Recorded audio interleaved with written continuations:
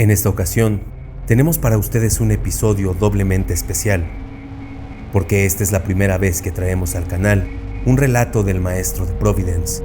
Y no solo eso, sino que tenemos el honor de que Ale Corvere, creadora de contenido enfocado a la recomendación de obras literarias, sea quien narre dicho cuento. Por lo que sin más dilación, iremos al lío. Así que amigos, abandonen toda esperanza, porque están a punto de cruzar la frontera de la pesadilla.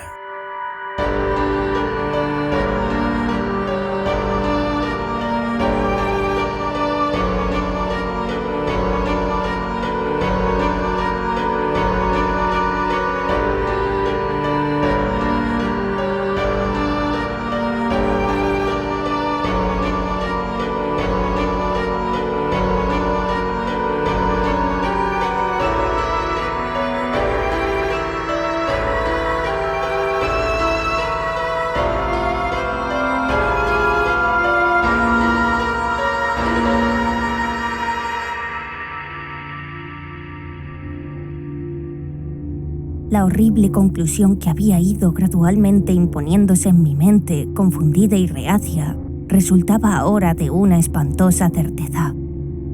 Estaba perdido, completa y descorazonadamente perdido, en las vastas y laberínticas profundidades de la cueva Mammoth. Hacia donde me volviese, por más que forzase la vista, no lograba distinguir nada que pudiera servirme de pista para encontrar el camino de salida.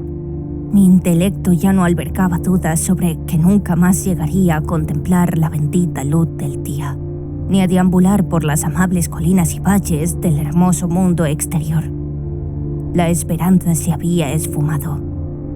Pero, condicionado como estaba por una vida de estudios filosóficos, obtuve no poca satisfacción de mi desapasionada postura, ya que, aunque había leído suficiente acerca del salvaje frenesí que acomete a las víctimas de sucesos similares, yo no experimenté nada parecido, sino que mantuve la calma apenas descubrí que me había perdido.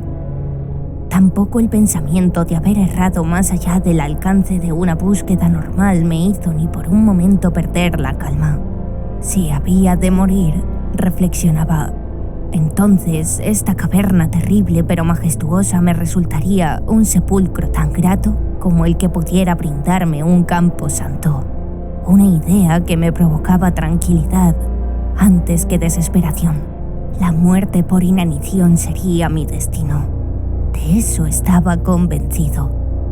Yo sabía que algunos habían enloquecido en similares circunstancias, pero sentía que tal no sería mi fin. Mi desgracia no era fruto sino de mi propia voluntad, ya que, a escondidas del guía, me había despegado voluntariamente del grupo visitante y deambulado cerca de una hora a través de las prohibidas galerías de la cueva. Me había encontrado luego incapaz de desandar los intrincados vericuetos recorridos tras abandonar a mis compañeros.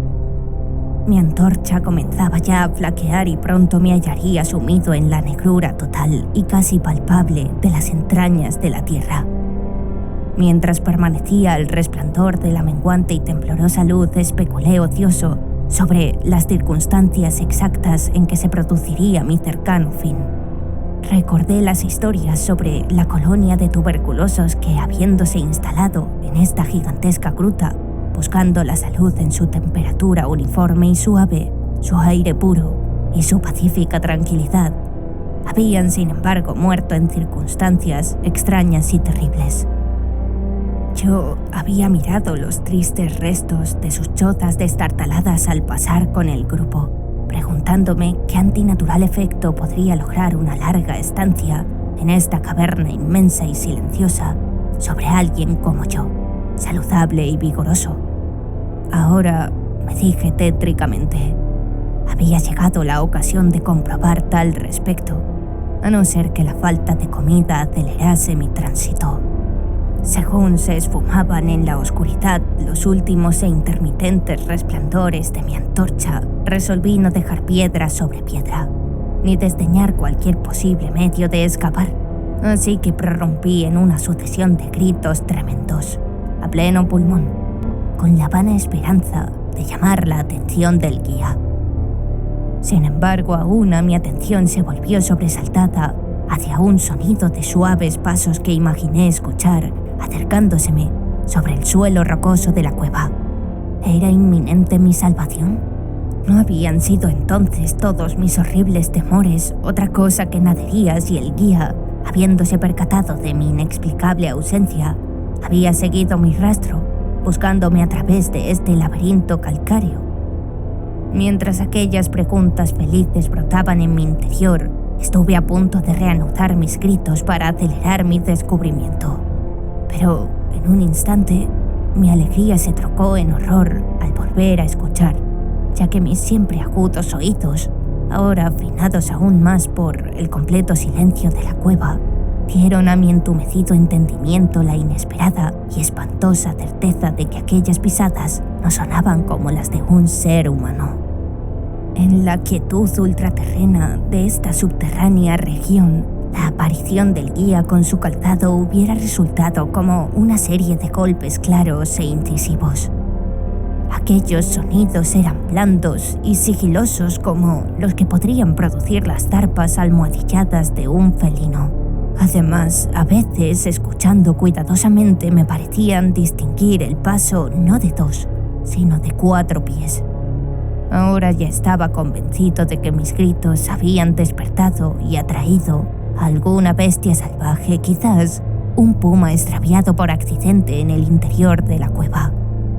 Quizás, reflexioné, el Todopoderoso me había designado una muerte más rápida y misericordiosa que el hambre. Aunque el instinto de conservación, nunca apagado por completo, se conmovió en mi ser, y a pesar de que evitar el peligro que se acercaba podía depararme un final más largo e inclemente, me dispuse sin embargo a vender la vida lo más cara posible. Por extraño que pueda parecer, mi mente no concebía otra intención en el visitante que la de una clara hostilidad. En consecuencia permanecí inmóvil, esperando que la bestia desconocida, a falta de un sonido que la guiase, perdiese mi dirección y pasase de largo. Pero esa esperanza iba a revelarse infundada, ya que aquellas extrañas pisadas avanzaban implacables.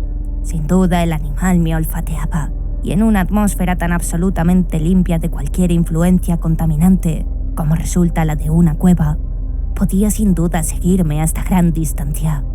Por consiguiente, viendo que debía armarme para defenderme de un extraño e invisible ataque en la oscuridad, tanteé en busca de los mayores de entre los fragmentos de roca dispersos por doquier en el suelo de la caverna circundante, y empuñando uno en cada mano, listos para ser usados, esperé resignado los inevitables sucesos. Mientras el odioso paso de Garra se acercaba, la conducta de esa criatura era realmente extraña. Casi todo el tiempo los movimientos parecían propios de un cuadrúpedo, moviéndose con una curiosa descoordinación entre miembros delanteros y traseros. Y sin embargo, durante algunos pocos y cortos intervalos, me pareció que caminaba sobre 2 patas tan solo. Me pregunté qué clase de animal tenía delante. Debía tratarse, suponía, de alguna infortunada bestia que había pagado la curiosidad de indagar a las puertas de la temible gruta con una reclusión de por vida en estas interminables profundidades. Sin duda se alimentaba de peces ciegos, murciélagos y ratas de la cueva, así como de los peces comunes que nadan en los manantiales del río Verde, el cual comunica por vías ocultas con las aguas de la caverna. Llené mi terrible espera haciendo grotescas conjeturas sobre los efectos que una vida cavernaria pudieran haber causado sobre la estructura física de la bestia, recordando las espantosas apariencias que la tradición local achacaba a los tuberculosos muertos tras una larga residencia en la cueva. Entonces, con un sobresalto, recordé que, aun en el caso de lograr matar a mi antagonista, nunca llegaría a contemplar su apariencia, dado que mi antorcha se había extinguido hacía tiempo y no tenía encima ni una cerilla.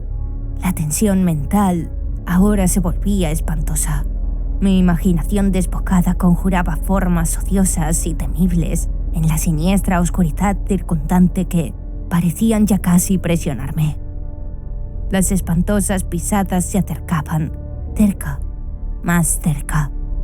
Creo que debí lanzar un grito, aunque de haber sido en verdad tan timorato como para hacerlo, mi voz apenas debió responderme. Estaba petrificado, clavado en el sitio. Dudaba de que mi brazo derecho me respondiera lo bastante como para disparar sobre el ser, llegado el momento crucial. El inexorable pat-pat de pisada está al alcance de la mano, ya muy cerca. Podía oír el trabajoso resuello del animal y, aterrorizado como estaba, aún llegué a comprender que venía de muy lejos y estaba por tanto fatigado. Repentinamente se rompió el maleficio. Mi brazo derecho, guiado por mi siempre fiable oído, lanzó con todas sus fuerzas el pedazo de caliza de bordes agudos que sostenía, impulsándolo hacia el lugar de la oscuridad de donde provenían resuello y pisadas. Y por increíble que parezca, estuvo a punto de alcanzar su objetivo, ya que escuché brincar al ser, yendo a cierta distancia y pareciendo detenerse allí. Reajustando el tiro, lancé el segundo proyectil, esta vez con mejores resultados, ya que, lleno de alegría, oí cómo la criatura caía de una forma que sonaba a desplome, quedando sin lugar a dudas tendida e inmóvil. Casi desbordado por el tremendo alivio consiguiente, me recosté, tambaleándome contra la pared. El resuello proseguía pesado, boqueando inhalaciones y exhalaciones, así que comprendí que no había hecho otra cosa que herir a la criatura, y cualquier deseo de examinar al ser se esfumó. Por fin algo semejante al miedo ultraterreno y supersticioso se alojó en mi cerebro y no me aproximé al cuerpo, ni seguí cogiendo piedras para rematarlo. En vez de eso, eché a correr tan rápido como pude, y tanto como me lo permitía mi frenético estado por donde había llegado. Bruscamente escuché un sonido, o mejor, una sucesión regular de sonidos. Al instante siguiente se habían convertido en un golpeteo claro y metálico. Ahora no había duda. Era el guía. Y entonces grité, chillé, vociferé, incluso aullé de alegría, contemplando en los techos abovedados la luminosidad débil y resplandeciente que yo sabía era el reflejo del brillo de una antorcha aproximándose. Corrí al encuentro del resplandor, y antes de comprender del todo lo que hacía, estaba a los pies del guía, abrazándole las botas, balbuceando a pesar de mi reserva ostentosa de una forma que resultaba de lo más insensata y estúpida, barbotando mi terrible historia, y a la vez aturullando a mi oyente con mis demostraciones de gratitud. El guía había notado mi ausencia cuando el grupo volvió a la entrada de la cueva y, llevado por su intuitivo sentido de la orientación, había procedido a realizar una exploración exhaustiva de los pasadizos frente a los que me viera por última vez, localizando mi paradero tras una búsqueda de unas 4 horas. Cuando me lo hubo contado, yo, envalentonado por la luz de su antorcha y por su compañía, comencé a pensar en la extraña bestia a la que había herido unos metros atrás en la oscuridad, y sugerí que fuéramos a ver con ayuda del hacha qué clase de criatura había yo abatido. Así que me volví sobre mis pasos, esta vez con un valor que nacía del estar acompañado, hasta el escenario de mi terrible experiencia. Pronto descubrimos un cuerpo blanco en el suelo, más blanco aún que la propia caliza resplandeciente. Avanzando con precaución, prorrumpimos en simultáneas exclamaciones de asombro, ya que, de todos los monstruos antinaturales que pudiéramos haber contemplado en nuestra vida, este resultaba con mucho el más extraño. Parecía ser un mono antropoide de grandes dimensiones, escapado quizás de algún circo ambulante. Su pelaje era blanco como la nieve debido sin duda a la acción decolorante de una larga existencia en los recintos negros como la tinta de la cueva, pero asimismo aquel pelo era sorprendentemente ralo, faltando por doquier, excepto en la cabeza, donde era tan largo y abundante que caía sobre sus hombros en profusión considerable. El rostro permanecía oculto, ya que la criatura estaba boca abajo. El ángulo de los miembros era también muy singular, explicando empero la alteración de uso que yo antes notara, y por la cual la bestia empleaba unas veces 4 zarpas para desplazarse y otras solo 2. Las manos o pies no eran prensiles, algo que atribuía a su larga estancia en la cueva que, como antes dije, parecía probada por aquella blancura completa y casi ultraterrena tan característica de toda su anatomía. No parecía dotada de cola. La respiración se había vuelto ahora sumamente débil y el guía había empuñado su pistola con la evidente intención de rematar a la criatura, cuando un inesperado sonido lanzado por esta última le hizo abatir el arma sin usarla. Aquel sonido era de naturaleza difícil de explicar. No era como los tonos normales que emiten las especies de simios conocidas y me pregunté si aquella cualidad antinatural no sería el fruto de una larga estancia en silencio total, roto al fin por la sensación provocada por la llegada de luz, algo que la bestia no había visto desde su llegada a la cueva.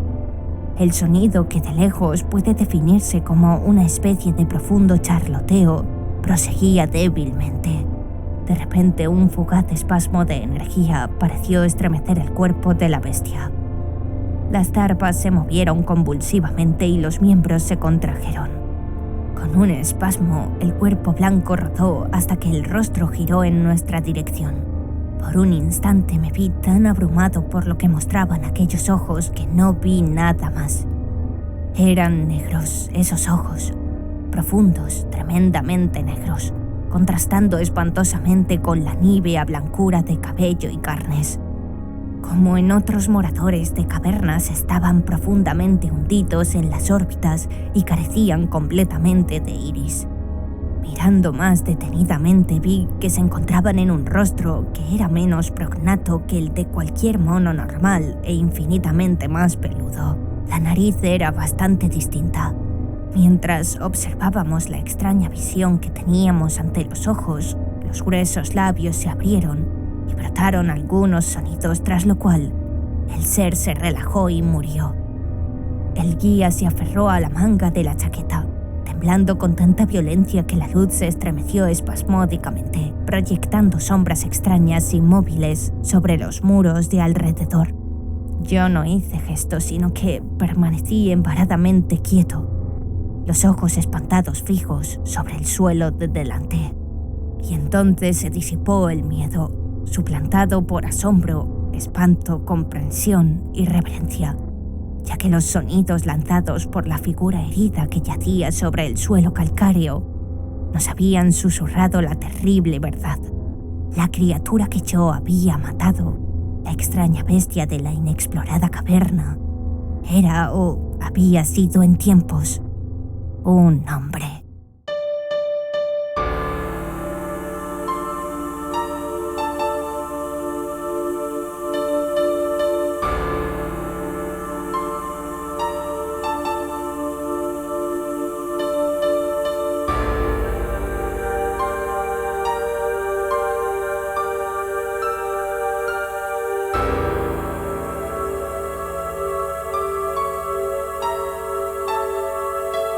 Hemos llegado al final del episodio de esta noche y nos despedimos, no sin antes recordarles que en la descripción del video hallarán el enlace al Instagram de nuestra invitada especial. Recuerden seguirla y apoyar su trabajo. De paso, denle like al episodio, suscríbanse al canal si no lo han hecho y activen la campanita para que puedan recibir todas las notificaciones. Y no olviden que en cualquier momento, ustedes también podrían quedar atrapados en la línea que divide el mundo de lo real de la frontera de la pesadilla.